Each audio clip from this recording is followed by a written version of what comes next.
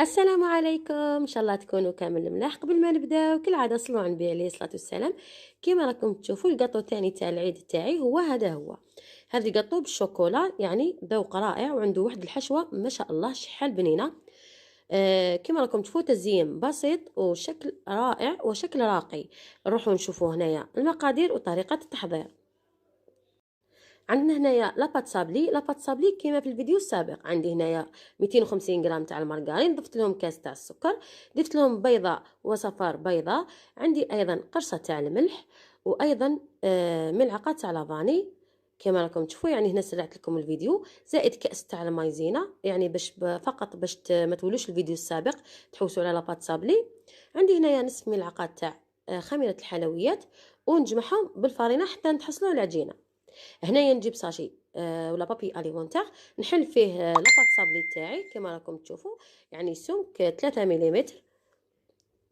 فوالا عندي هاد المول ولا هاد الطابع، عفوا هاد الطابع نطبع به. هاد الطابع يجي مع المول تاع السيليكون تاعنا، يجي كبير شويه عليه. هنايا نطبع كامل الصابلي تاعي ونديرها طيب. شوفوا هاي لك وراي كيفاش تجي، واحد 3 ملم.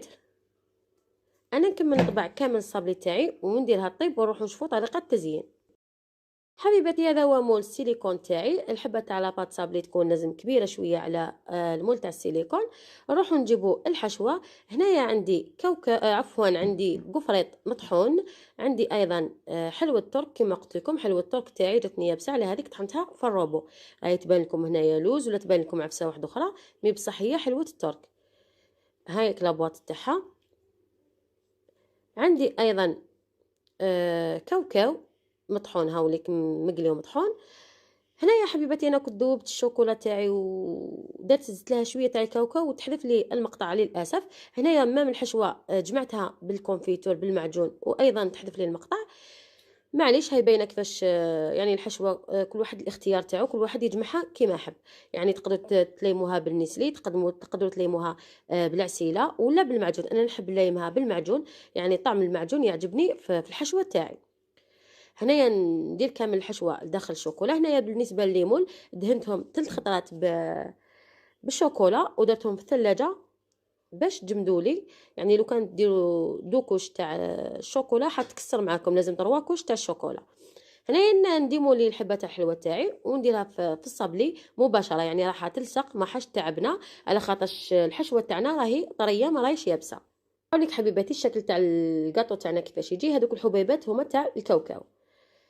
ولا في الاخير حبيبتي هذه هي القطو تاعنا كيفاش خرج، يعني خرج رائع ما شاء الله. دوك نقسم معكم حبه بهاد اللي درتها بشوكولا سوداء ولا بشوكولا ضاده بالحليب. تشوفوها لداخل درت لها توفيا كراميل فقط كاضافه، ولا ماشي توفيا كراميل عفوا، درت لها هذاك الكراميل اللي خدمته معكم بالشوكولا. عنده واحد القوم ما شاء الله، تقول شي يعني كابريز، يعني جاتني بقو تاع الكابريز، جات رائعه. دوك نقسم معكم حبه تاع الشوكولا وتشوفوها. هاي لك حبيباتي دوك نقسمها لكم. يعني جات تذوب في الفم، يعني الصابلي تاعنا هشيشه واللاباط يعني مع الحشوه هذيك تجي واحد الطعم رائع. المهم حبيباتي ما بقى لي غير نقول لكم السلام عليكم ورحمه الله تعالى وبركاته.